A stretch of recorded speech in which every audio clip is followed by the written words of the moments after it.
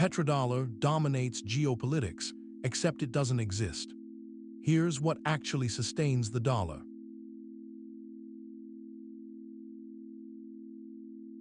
In late August 2023, heads of state descended on Johannesburg for a BRICS summit the financial press had already written as the dollar's funeral. Saudi Arabia was accepting yuan, rupees, euros. The renminbi was ascending. A unified BRICS currency, backed by gold, some said was inevitable. The summit ended. The communiqué contained zero mention of a common BRICS currency. Zero.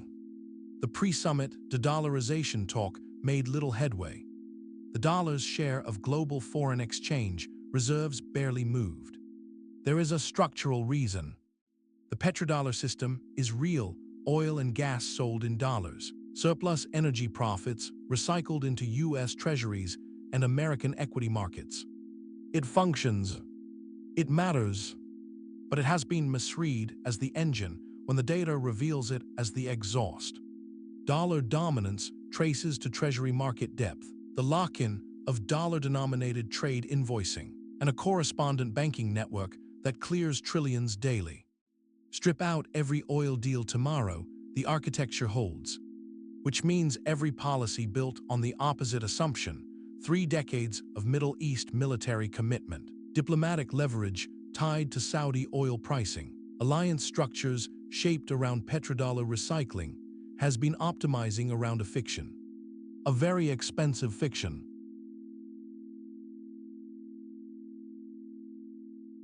October 1973. Arab oil producers cut exports to the West. Crude prices quadrupled in months. American gas lines stretched for city blocks. The global economy shook. What followed was a diplomatic arrangement between Washington and Riyadh, negotiated with the involvement of Henry Kissinger, binding Saudi oil sales to the dollar, with petrodollar surpluses flowing back into U.S. treasuries and American bank deposits. The arrangement was real. It functioned, and it became the founding myth of American financial supremacy. The story, still repeated in trading rooms in 2026, oil pricing in dollars is the dollar's power. Disrupt the petrodollar, and the reserve currency falls with it. The dollar was already the world's dominant reserve currency before 1973. Bretton Woods had settled that in 1944, decades before a single barrel of Saudi crude was priced in dollars. The Kissinger-Saudi arrangement amplified infrastructure that already existed. Reserve currency status traces to whether your bond markets can absorb sovereign crises at scale, trading at 10 times the daily volume of the nearest competitor, and whether your currency invoices half of all global trade by default, because switching costs are too high to justify the change. Oil pricing amplifies those advantages. It did not build them. The myth ran the causation precisely backward.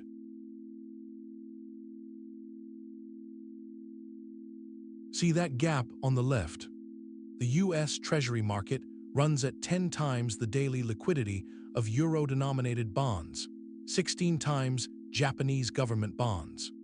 Every central bank holds treasuries as the default reserve asset because no alternative market is deep enough to absorb a sovereign crisis without flinching. The U.S. Treasury market represents nearly a third of all outstanding government debt globally. That lead is structural. It compounds with every passing decade.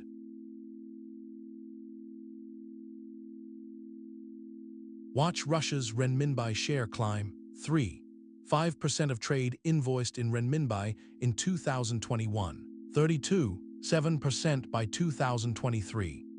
A tenfold jump in 3 years, driven by sanctions that locked Moscow out of Western financial rails entirely.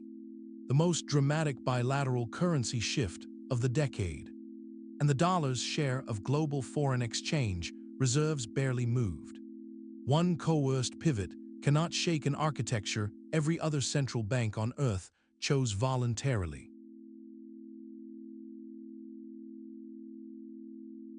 The right column is a blueprint for a threat that doesn't currently exist.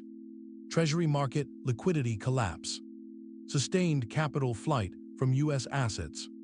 A credible, deep, alternative bond market somewhere on Earth. All three must materialize simultaneously before dollar dominance faces a genuine structural test. The scenarios capable of dislodging the dollar are precisely the ones the global financial system has yet to produce.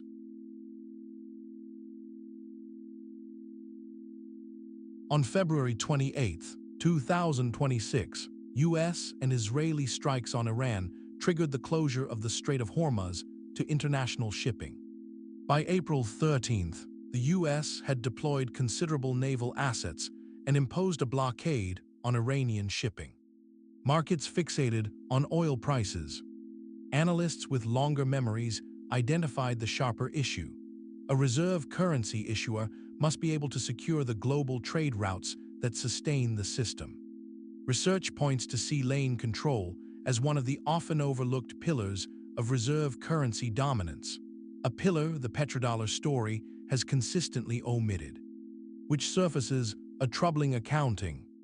Decades of American military commitment to the Gulf, diplomatic leverage bound to Saudi oil pricing, regional alliance structures calibrated around petrodollar recycling, all of it justified through a framework that misread the direction of causation.